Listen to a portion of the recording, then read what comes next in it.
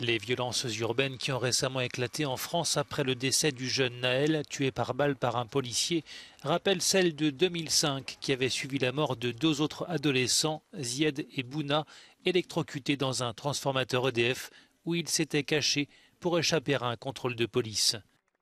Selon les chiffres officiels, les récentes émeutes ont fait en 8 jours autant de dégâts que celles de 2005, qui avaient pourtant duré 3 semaines.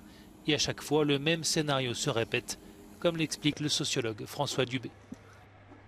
Chaque fois, on a une bavure ou un meurtre policier. Chaque fois, on a des violences contre les équipements publics, les commissariats, les écoles, les mairies.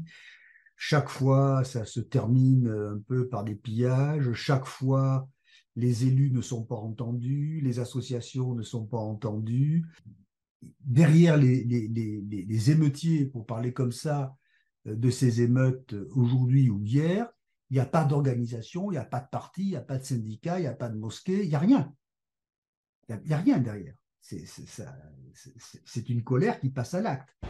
En 2005 comme en 2023, ce sont souvent des adolescents de 16-17 ans qui descendent dans la rue pour exprimer leur colère et leur ressentiment. Les problématiques sont profondes. Ghettoisation des quartiers, précarité, chômage, défaillance de l'éducation nationale, discrimination, racisme, délinquance sont parmi les symptômes les plus souvent cités.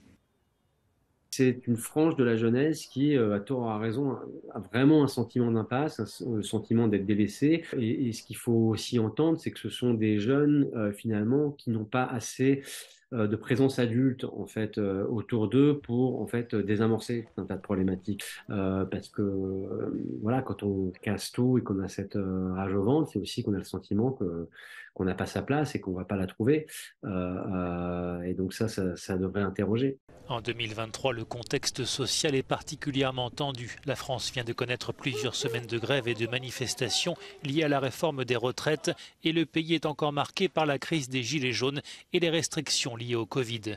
Autre élément déterminant des dernières émeutes, les réseaux sociaux qui n'existaient pas en 2005 ont joué un effet catalyseur. Le meurtre du jeune Naël a été filmé et diffusé, tout comme les vidéos de destruction et de pillage qui ont fait le buzz.